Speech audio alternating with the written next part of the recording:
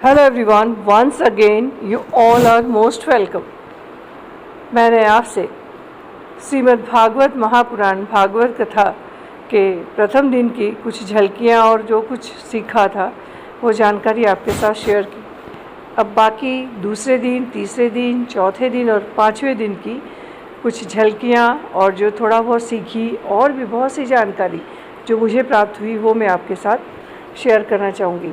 पूरा वीडियो आपको नीचे झलकियाँ दिख रही होंगी, आप पूरा वीडियो देखिए और कमेंट बॉक्स में लिखिएगा भी आपको कैसी लगी और आप अपने भी कुछ और जानकारी हो तो ज़रूर बताएं।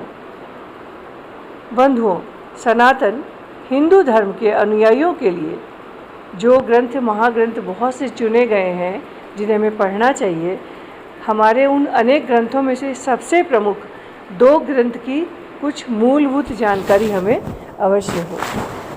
ये दो ग्रंथ हैं श्रीमद् भगवत गीता यानी गीता पाठ और दूसरा श्रीमद् भागवत महापुराण यानी भागवत। उनके लिए जो इसकी जानकारी प्राप्त नहीं कर पाए, संक्षेप में बताना चाहेंगे। गीता श्री कृष्ण और अर्जुन के बीच महाभारत के युद्ध के दौरान संवाद है जिसमें श्री कृष्ण अर्जुन को किंकर्तव्य विमूढ़ता की स्थिति में सही मार्गदर्शन करते हैं। और भागवत है महामुनि श्री सुखदेव जी और राजा परीक्षित के बीच संवाद जिसमें भक्ति द्वारा मोक्ष कैसे प्राप्त हो उसका विहद विवेचन है। गीता एक उपनिषद है, भागवत एक पुराण है। गीता उपनिषद में मात्र 700 श्लोकों का संकलन है। भागवत एक महापुराण है जिसमें 12 स्कंध यानी चैप्टर्स हैं और 18,000 श्लोक हैं। इसलिए भागवत जी की साप्ताहिक कथा होती है, गीता जी की नहीं। गीता जी वर्तमान जीवन जीने की श्रेष्ठ कला सिखाती है। भागवत जी जीवन के उपरांत परलोक सुधारने यानी मोक्ष का ज्ञान देती है। गीता जी में ईश्वर एक अवतार है, श्री कृष्ण के उपदेश हैं। यानी गीता को अगर हम पढ़ते हैं तो हमारे जो अवतार श्री कृष्ण हैं उनके उपदेश हमें पढ़ने को मिलते हैं और बहुत कुछ सीखते भी हैं। भागवत जी में ईश्वर के समस्त अवतारों का विस्तृत उल्लेख है। बंधुओं, हम सभी परम सौभाग्यशाली हैं कि एक तो हमें पशु योनि न मिलकर मनुष्य योनि मिली। प्रभु भक्ति सिर्फ इसी योनि में की जा सकती है, हम सभी जानते हैं।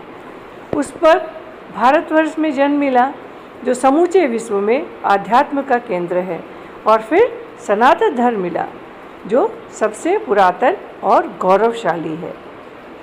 इस सौभाग्य का लाभ प्रभु भक्ति में समर्पण से ही है। कहते हैं कि बिन मांगे मोती मिले, मांगे मिले न भीख। आज हम सभी पर प्रभु की असीम अनुकंपा है कि घर बैठे हमारे द्वार पर साप्ताहिक भागवत कथा का आयोजन हो रहा है। अतः हमें चूकना नहीं चाहिए, कितने भी व्यस्त क्यों न हो, ज्ञान की इस अमर गंगा में गोता लगाकर अपना जीवन सफल बनाना न भूलें। जय श्री कृष्ण, हरि बोल, राधे राधे, जय श्री राधे। भागवत कथा का द्वितीय दिवस के जो मुख्य क्या था, कथा विस्तार में व्यास पुत्र श्री सुखदेव जी की जन्म की विस्तृत कथा। इसमें सब कुछ आ जाता है कि किस तरह पार्वती जी के बारे में सती ने क्या कहा, कैसे इनका हुआ, पार्वती जी को किस तरह नारद जी ने, बहुत रोचक कथा है कि नारद जी ने कहा कि आप बोलते हैं आपके पति आपको बहुत प्यार करते हैं, आपको पता है क्या कि वो गले में मुंडी की माला क्यों पहनते हैं।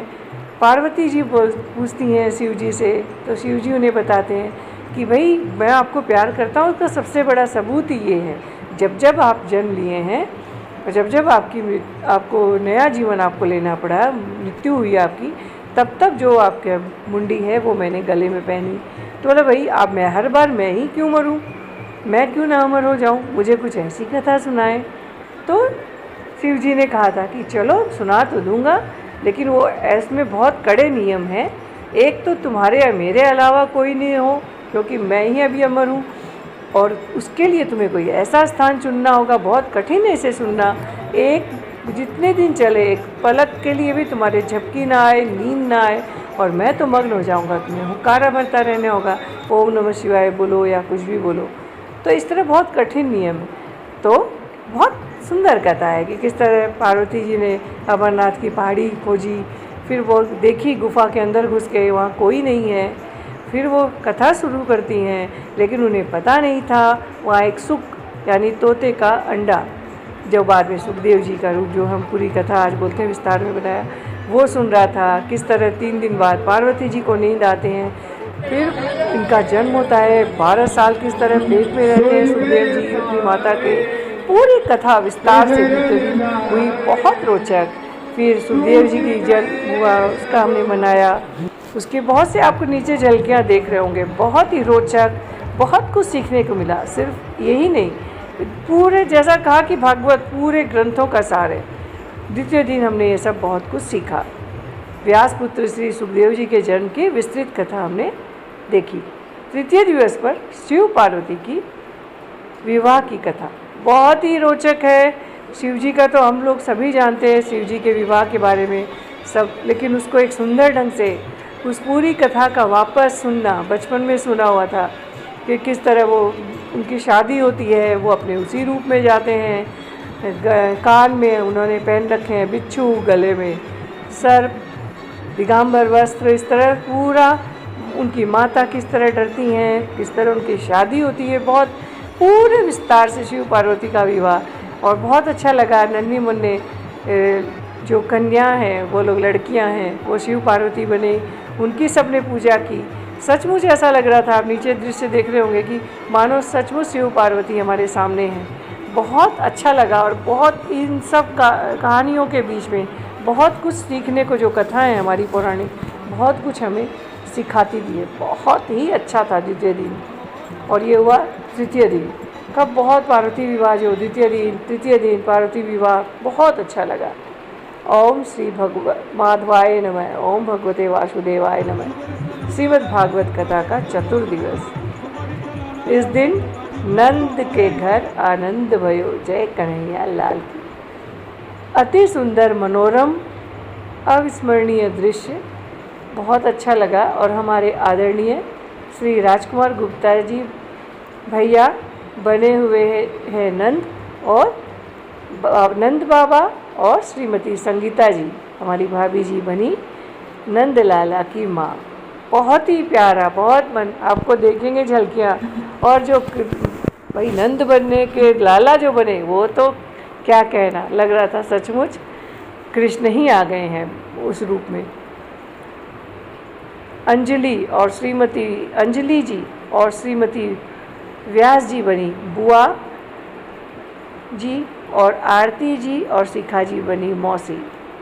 बहुत ही अच्छे मोमेंट्स थे, बहुत लवली मोमेंट्स, बहुत स्पेशल लगा। और आरती जी को तो हम लोग थैंक्स कहेंगे ही, और उनकी पूरी टीम बहुत अच्छे ढंग से जो मैनेजमेंट हो रहा है, बहुत अच्छा लगा। नंद के आनंद भयो, जय कन्हैया लाल की। हाथी घोड़ा पाल की, जय कन्हैया लाल की। बहुत ही भगवत कथा का चतुर्दश दिवस। आकर्षक आनंदपूर्ण वातावरण में कान्हा का भव्य जन्मोत्सव का आयोजन देखे, सभी को बहुत बहुत बधाई। अन्य कथासार एवं मुख्य बिंदु जो थे वो थे भगवान विष्णु का वामनावतार। बहुत ही माने अच्छा, इसको देख के भी हम बहुत कुछ सीखते हैं कि लगता है कि अरे एक वामन, एक छोटा सा है, ये क्या करेगा, कितने उनके शक्तियाँ, उनके बारे में बहुत कुछ सुनना को बहुत अच्छा लगा। जड़ भरत की कथा, मृत योनि में जन्म तथा अगले जन्म में पूर्व वैराग्य द्वारा मोक्ष, बहुत ही अच्छे लगे। भक्त प्रहलाद एवं नरसिंह अवतार की कथा, ऐसे लग रहा था बचपन से जो कथाएं अपनी माँ बहनों से सुने, वो सब सामने इस तरह घूम रही थी और बहुत सुंदर ढंग से उन्होंने, बहुत ही अच्छे ढंग से इसका पूरी भक्त प्रहलाद की कथा और नरसिंह अवतार की कथा भी हम लोगों ने सुनी। और सूर्यवंश एवं मर्यादा पुरुषोत्तम भगवान श्री राम अवतार कथा, वासुदेव देवकी, कंस प्रकरण और भगवान श्री कृष्ण की जन्म कथा बहुत ही अच्छा लगा। ये हो गए हमारे चतुर्थ दिवस।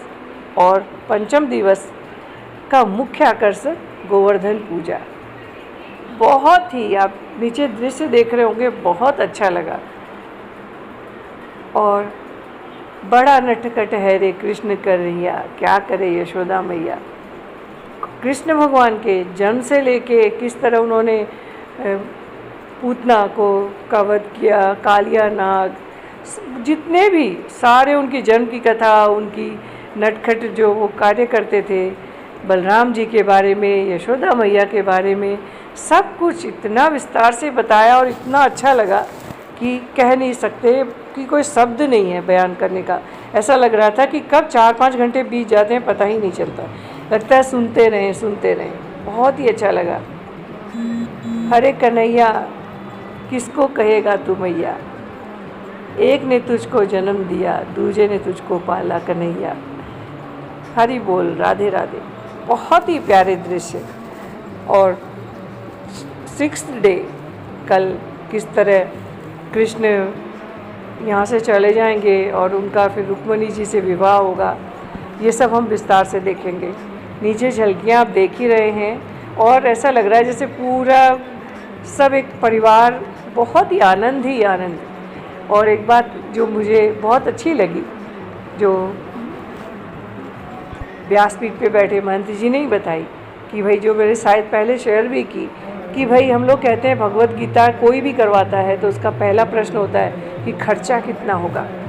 तो बोला और दूसरा प्रश्न फिर और कुछ होता है, सबसे पहला प्रश्न यही होता है खर्चा कितना होगा। तो सच कहें तो भागवत पढ़ने में और सुनने में कोई खर्चा नहीं है। वो तो कोई भी एक ब्राह्मण को स्वच्छ जगह, साफ़ सुथरा हो के वो सुनाए और हम बैठ के सुने घर में, उसमें कोई खर्चा नहीं है। इसके जो आयोजन होता है, जो हम लोग, और इसका जो आयोजन है अकेले घर में बहुत कम करवाना चाहते हैं ज़्यादातर, क्योंकि इससे जीवन का बहुत कुछ सार सीखने को मिलता है, बहुत है। इसलिए सब अधिकतर कोशिश होती है कि ये पब्लिक प्लेस में, किसी ऐसे खुले में कराएं ताकि सब सुन सकें, क्योंकि घर में तो कोई भी भगवत तभी सुनेगा जब हम उन्हें बुलाएंगे। हमारे घर कोई ऐसे नहीं आता, लेकिन कॉमन में सबको, सब आमंत्रित रहते हैं, सब जाते हैं। तो इतने अरेंजमेंट्स के लिए आप कोई इतने आते हैं, और ये नहीं है अकेला सुने, तो हमें म्यूजिक सिस्टम भी चाहिए कि हमें नींद ना आए। हम भजन भी करते हैं, गर्मी है तो कूलर भी, पानी की व्यवस्था, जो इतने लोग इंस्ट्रूमेंट बजाते हैं, कथा पढ़ते हैं, टेंट का खर्चा, पानी का खर्चा, लाइट का खर्चा, वो इतने दूर से आते हैं लोग, उन सब का। तो ये जो व्यवस्था करने की जो खर्चे हैं ये होते हैं, ये अकॉर्डिंगली अपने आप जिसकी जितनी श्रद्धा और जितने रूप में कर सके। और दान देने का कोई लिमिट भी नहीं होती है, देने वाले को समय में बहुत अच्छा लगता है, तो खुल के सभी दान करते हैं। तो ये भी बहुत अच्छी चीज़ लगी कि अकेले के लिए अगर इतनी व्यवस्था करनी संभव नहीं होती है, मिलजुल के सब कर लेते हैं। और जैसा भी देखते भी हैं ऐसा लग रहा है बहुत सब मिल के करते हैं, बहुत अच्छा लगता है। तो ऐसी बहुत सी चीज़ें हैं जो ऐसे लगता है कि बहुत कुछ हम सीख रहे हैं। आपको आगे 6th-7 डे और फिर जो हमारा उस दिन यहाँ भंडारा होगा उसके आयोजन में भी सब मिलजुल के ही, सभी से निवेदन है सब मिलजुल के ही करेंगे, क्योंकि यहाँ कोई, जैसा मैंने शुरू में फर्स्ट में ही कहा, कोई एक जजमान नहीं है, सभी जजमान हैं, सभी पूरा परिवार सब मिलके कर रहे हैं। तो बहुत अच्छा लग रहा है। उनके बाद भी कुछ झलकियाँ दिखाऊंगी। आज तक का तो जो कथा है आपकी झलकियाँ आप देखिए और लिखिएगा कैसी लगती हैं। जय श्री कृष्ण।